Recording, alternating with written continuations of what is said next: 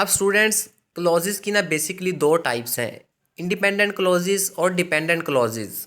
अब independent clauses का मतलब ये है कि ऐसी क्लॉजेस जिनके अंदर सब्जेक्ट और वर्ब मौजूद होते हैं और वो क्लॉजेस अकेले एक कंप्लीट सेंटेंस बनाने की सलाहियत रखती हैं। जबकि दूसरी तरफ डिपेंडेंट क्लॉजेस उनमें भी सब्जेक्ट और वर्ब दोनों होते हैं, लेकिन वो क्लॉजेस अकेले कंप्लीट सेंटेंस बनाने की सलाहियत नहीं रखती। डिपेंडेंट क्लॉजेस को अपना मीनिंग क्लियर करने के लिए इंडिपेंडेंट क्लॉजेस के साथ जुड़ना पड़ता है।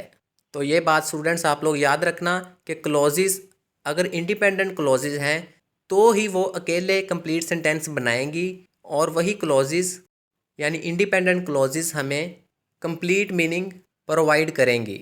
जबकि डिपेंडेंट क्लॉजेस वो कंप्लीट सेंटेंस नहीं बना सकती क्योंकि वो कंप्लीट मीनिंग प्रोवाइड नहीं करती, हालांकि डिपेंडेंट क्लॉजेस में भी सब्जेक्ट और वर्ब मौजूद होते हैं। ये डिफरेंस स्टूडेंट्स आप लोगों ने याद रखना है इंडिपेंडेंट क्लॉजेस में और डिपेंडेंट क्लॉजेस में। एक एग्जांपल देखें स्टूडेंट्स, बर्ड्स फ्लाई, परिंदे उड़ते हैं। इस सेंटेंस के अंदर स्टूडेंट्स बर्ड्स ये सब्जेक्ट है और फ्लाई ये वर्ब है। सब्जेक्ट और वर्ब का कम्बिनेशन आ गया तो लफ्ज़ों के इस ग्रुप को हम क्या कहेंगे? क्लॉज, इंडिपेंडेंट क्लॉज, क्योंकि ये लफ्ज़ों का ग्रुप एक कंप्लीट सेंटेंस बना रहा है और हमें कंप्लीट मीनिंग प्रोवाइड कर रहा है। अब एक और एग्जांपल देखें students, he can not come to school because he is ill.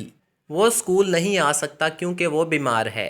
अब स्टूडेंट्स इस सेंटेंस के ना दोनों पार्ट्स को मैं सेपरेट करके लिखता हूँ। He can not come to school और दूसरा part because he is ill. अब स्टूडेंट्स लफ्ज़ों के इन दोनों ग्रुप्स में आप लोगों को सब्जेक्ट और वर्ब नज़र आ रहे होंगे, तो इसका मतलब ये है कि ये दोनों क्लॉजेस हैं। अब आप लोगों ने ये आइडेंटिफाई करना है कि इनमें इंडिपेंडेंट क्लॉज कौन सी है और डिपेंडेंट क्लॉज कौन सी है।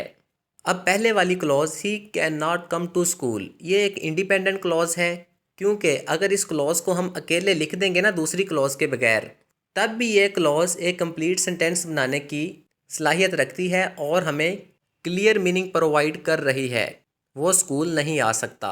जबकि दूसरी clause because he is ill ये एक डिपेंडेंट क्लॉज है क्योंकि डिपेंडेंट क्लॉज अकेले कंप्लीट सेंटेंस नहीं बना सकती और ना ही dependent clause complete meaning provide करती है। जैसे कि आप लफ्ज़ों के दूसरे ग्रुप की ट्रांसलेशन करो, बिकॉज ही इज़ इल, क्योंकि वो बीमार है, क्या ये कंप्लीट सेंटेंस बन रहा है? क्योंकि वो बीमार है ये कंप्लीट सेंटेंस नहीं है, ये एक डिपेंडेंट क्लॉज है। डिपेंडेंट क्लॉज को अपना मीनिंग वाज़ह करने के लिए इंडिपेंडेंट क्लॉज के साथ जुड़ना पड़ेगा।